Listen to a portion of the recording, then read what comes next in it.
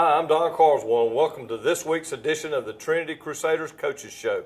I'm here today with Coach Jimmy Fields to talk about last week's disappointing 24-12 loss to the Briarwood Buccaneers, a team that we knew was explosive coming into the game, and they showed it throughout the first parts of the game.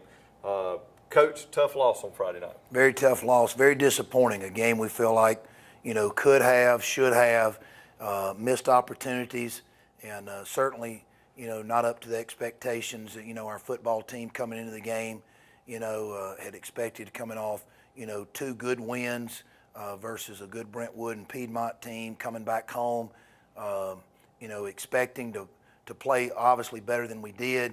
And, our football team, Don, I reckon there's always life lessons and losses. We've got to take that with a grain of salt. But, when you a good football team, when you spot them, two scores, and not just that, but interestingly, that score 24, they scored 3 times, we scored 2. However, not only do they score, they go for 2 and make each 2-point conversion. So, we're down 16-0 at half, and did play better at times offensively in the second half, but, overall, too many missed opportunities for about 2.5 quarters offensively. Defense, you and I talked a little bit before we went on air, didn't play bad defensively. In fact, as the game wore on, really, played well. However, the big play really got us. And, so we've got to overcome. We've got to move on. We've got region this week. Right. So, we're looking forward to it. Right. Well, we knew Coach coming in that number 23, Mr. Reese, had run for, I believe it was 880 yards through the first 4 games. It looked like they old Xbox getting numbers now, is Nintendo back in our day. But he had those big numbers, and we did a pretty good job of shutting him down. But unfortunately, anytime you have someone explosive, you have to do a great job. And as we'll see in these first half highlights, he got loose a couple times. And the one thing about him that I was told ahead of time, if he got loose, he wasn't getting caught. His ability at the second level.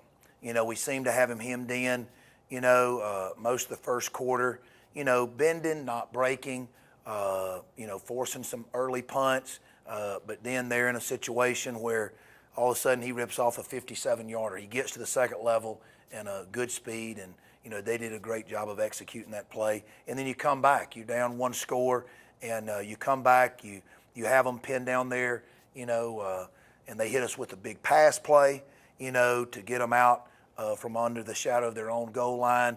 And there again, we thought we had them stopped again on 3rd and long, and they hit a screen pass, to Mr. Reese. And our viewers will have to watch the Briarwood highlight show to get those highlights. But unfortunate for us, but we got to get better at not giving up the big play. Right. Well, we'll be back in just a second with those first half highlights.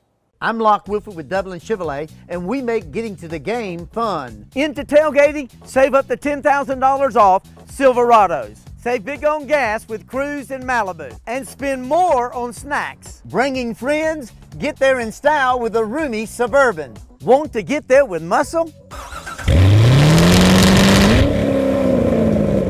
Come on, sweetie, let's go! Dublin Chevrolet, the only dealer you will ever need.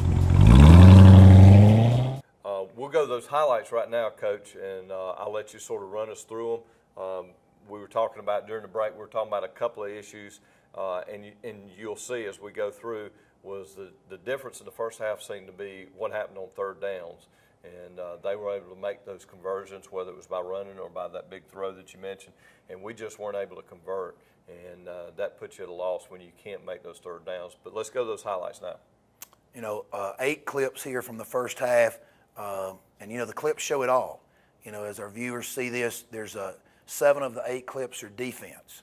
Part of that is, like we mentioned, we were 0 for. We did not make a 3rd down conversion in the first half on offense. We got ourselves into some 3rd and long situations where, percentage-wise on any level, Friday, Saturday, or Sunday, you're looking at when you're in those 3rd and long situations, you've put yourself in a bad situation, and you're not going to make if you can make, a third of those. Right. But we didn't even make a third, Right.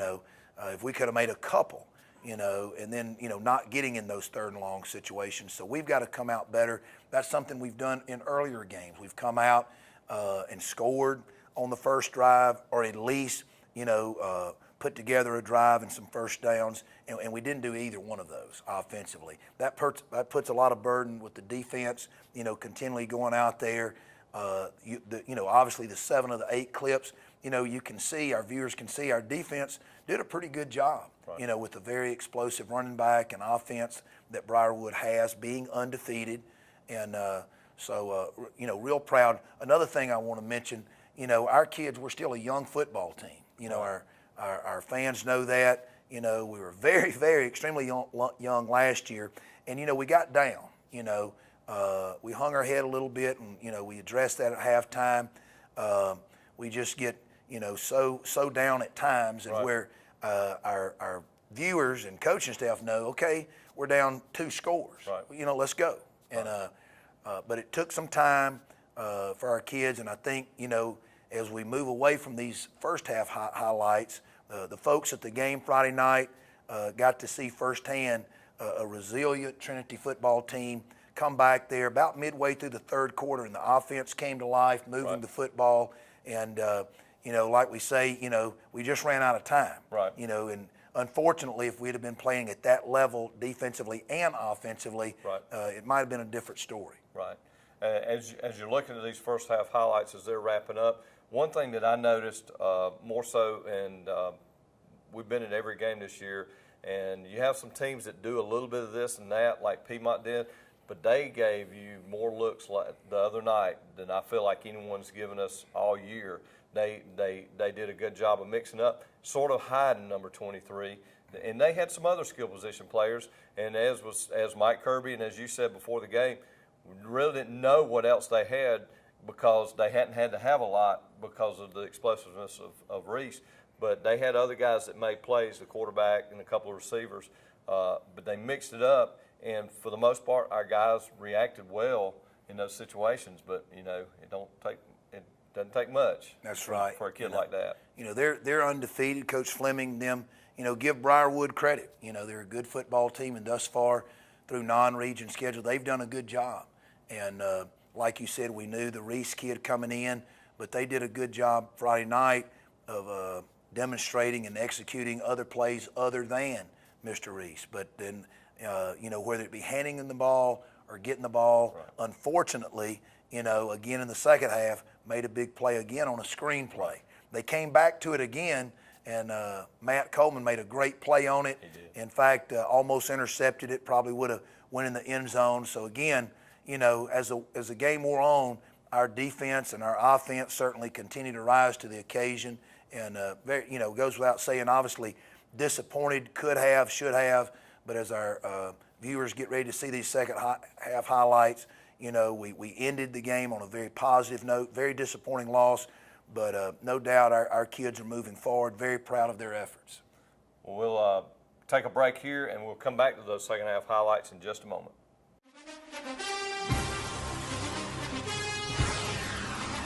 It's time to tackle our great savings on all of our hardwood flooring. We've got a great lineup of laminates, ceramics, and carpet.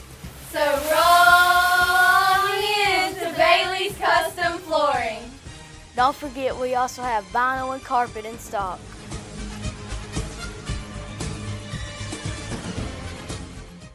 Okay, as we came out for the second half, we were down 16-0, and they did not have the depth we had. And I was telling someone, we actually did the game on TV, and John Mark and I were talking, and we remarked that had we played them a month ago, the results might have been a lot different, because as we went along, that depth that you have, you could tell it was wearing them down a little bit, but it was the coolest night we've had so far this year, so it didn't have as much of an effect. It's nice to have that depth even in a loss when you see it come forward, because you played a lot of kids the other night. So coming back out, we're down 16-0, and we played a real good second half, I felt like. That first drive, they sort of took it to us, but after that, we regrouped. And just tell us a little bit about the second half. It begins with halftime. Coaches can make adjustments. The greatest adjustment is how the kids respond. I'm very proud, After we had a little bit of prayer meeting time, the coaches with them, they had their own little prayer meeting, got together as a team, and I really feel like our leaders stepped up. And, that's what it boils down to, is those kids on the field demonstrating leadership when facing adversity, being down 16-0 at half. It's what you're going to do. It's not just saying the next play, but it's the kind of attitude you have with the next play, of getting something done. And our kids came out with a lot of resolve, and very proud as our viewers will watch these 16 clips of the second half. Well, let's go to those highlights now. All right, we start with some defensive clips here. Again, as you mentioned, Don, the defense continued to play very well, stopping Reese, forcing some things, and as they played a lot of different formations, whether it be throwing the ball, getting the ball to Reese, our defense stepped up and really did some good things. And then, obviously, our viewers are going to see here the offense begin to move the ball. Our offensive players of the football game, we had offensive players, one of our leaders and captains, Jackson Brack, stepped up, and that offensive line began as a unit, opening holes and allowing our other co-offensive player of the game, Whit Mason, to do some things. Broken play on the veer, Whit picks it up and runs it down inside in the red zone. We were able to convert, with a little bit of a misdirection play where Whit hands the ball off to Jake Walker, and it's a quarterback throwback and a good execution there. Again, that doesn't happen without offensive line protection, but a good job of executing and scoring there. Turning back to defense, made caused some turnovers. 2 turnovers, one caused by Griffin Hill making a big hit on Reese, and Chase Autry recovering. Very proud. Our defensive players of the game, Chase Autry, was a leader for us on defense. Very proud of him. The interception that's coming up here, Gabe Meadows, played well at times, and this was one of his big plays of the game that was a turning point. They're approaching the red zone. Gabe steps up, makes a great play. Let me go back to defensive players. Keon Taylor. Great game. Just a junior defensive lineman, came in there, did a great job getting penetration, and real proud of Keon's effort, and just a good job and well deserving of defensive player of the game. Special teams player Gideon Meadows also played well defensively, but made some real big hits for us in special teams as well. We turned back after those defensive plays to another touchdown drive led by junior quarterback Whit Mason. Jack Ferris, Will Clardy made some big catches on that drive, and then work it down inside the red zone behind the offensive line and run what we call the goose, the quarterback sneak there. Whit following his offensive line there into the end zone. Come back, defense gets some big stops there, gives our offense the ball back, an opportunity to drive down and continue to score, and we just came up short. Moving the ball effectively, 2-minute offense, hurry up offense, throwing the ball, a little bit uncharacteristic of what our normal offense is, but just having to do what you have to do, and just a really good job again by our entire offense, starting with the offensive line. Also, I think our viewers will see, those certainly in attendance Friday night, saw our offense led by junior quarterback Whit Mason growing up a little bit, maturing and doing some things that are going to be necessary as we enter region play. And like we said before, it's a matter of just running out of time. Our kids were fighting, and I know Briarwood was certainly glad that game was over. Just call it like it is. I believe they escaped. Unfortunately, the lesson obviously, you got to play 4 quarters. That's right. An unending lesson, and could have and should have. And we're going to find out this week going into region play. But very proud, kind of wrapping up the Briarwood game. Proud of how our kids finished. They finished strong. So, Coach, we went down there and we came back. As you said, if it was baseball, it would have been 3-2. When they came out and got that first 2-point conversion, it let them play with house money the rest of the game, and they hit the other 2, and it put a lot of pressure. Maybe it helped reaffirm why we do what we do on extra points every time, and if they'll give us the opportunity for 2, we go for it, because it puts so much more pressure. It put us in a 4-score situation instead of 3. Great drive there at the end in that 2-minute, as you said, in 2-minute drill. Felt like Whit did a great job of not making mistakes. At the end, the last play of the game was really the last play of the game. It's just whatever happens, happens, and you're just rolling it out there. You're going into region now, and it seems to me that was a great. You like to call it a test when you win, but it's a test when you lose too.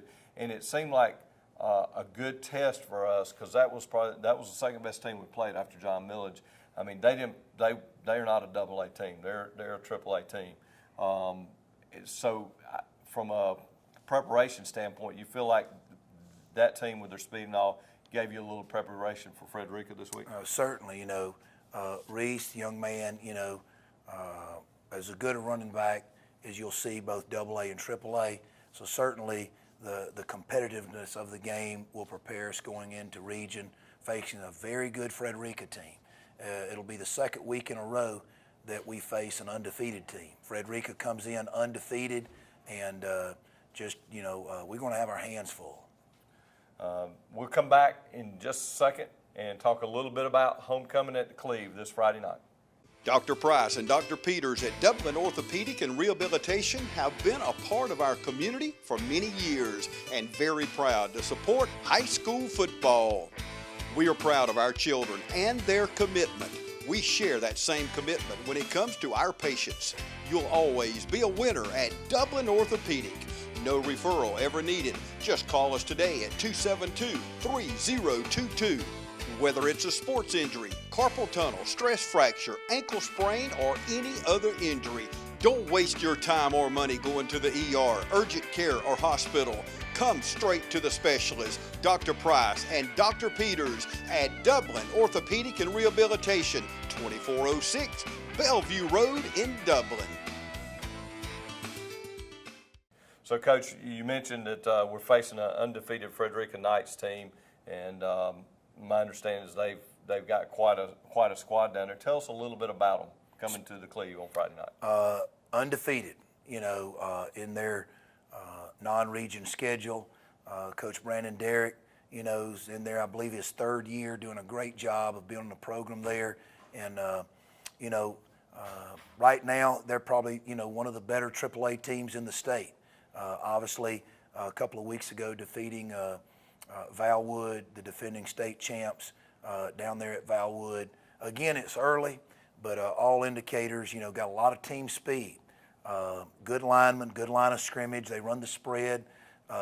It's not just one player. Right. It's several players that give them the ability to spread the football on the perimeter. One thing they're doing a little different this year, they're a little bit more two-back.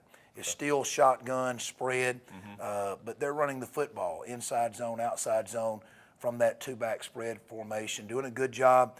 The young sophomore quarterback, is spreading the football around, throwing it, but also doing a good job of balancing. They're both running and throwing the football. Defensively, they take that perimeter speed they have and transition that to defense. They really get after you, a very aggressive five-man front, a lot of team speed at the outside and inside linebacker.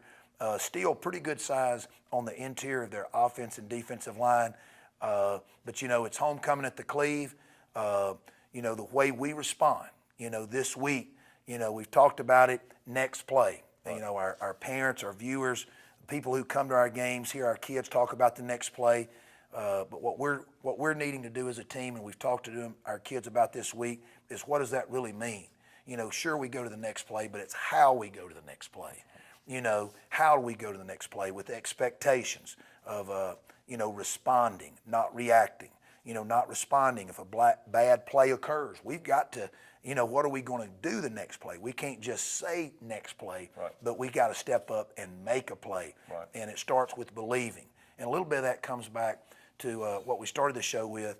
We still got a lot of sophomores and juniors. We still got, a lot of kids who maybe they played last year, but now they're in a situation of maturing. Right. And I know I feel that way about our kids. I feel very good about where we are as far as the week of preparation, where we are as a football team. We got a big test, right, a very good opponent coming in for homecoming.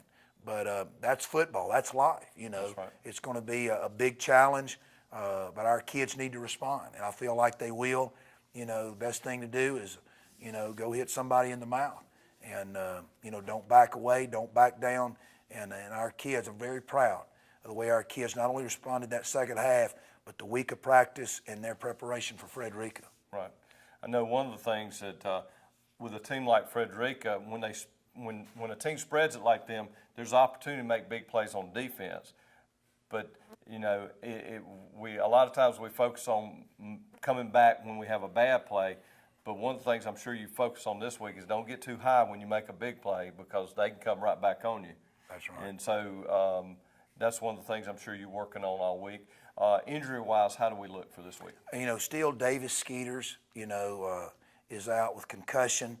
Carson Hall, young freshman player, good player. Unfortunately, looks like we're not going to get him back this year with the knee injury. Garrett Dixon with the shoulder, we're not going to get him back. It'll probably be sometime after the open week that we get him back. Other than that, some minor injuries, that I think kids are getting over. Right. But I reckon it is what it is. Sure. You got to overcome injuries. You got to overcome the bumps and bruises. And if you do have kids like we have, some very good players that we wish that were at practice this week and could play with us, they're not there. So now we got to go to the next play and not just say it, but actually get ready to execute. Right. Well, it's homecoming this week, and the festivities are going to start at 7 o'clock, and we have moved the game up to 7:30. Right. So it is a 7:30 start because we'll have the homecoming festivities at halftime as well. If you get a chance, big pep rally, I believe, tomorrow, and the Crusaders Got Talent on Thursday night in the field house as well. So a lot of stuff going on here on homecoming week at Trinity. So come on out, and we'll see you Friday night at the Cleve.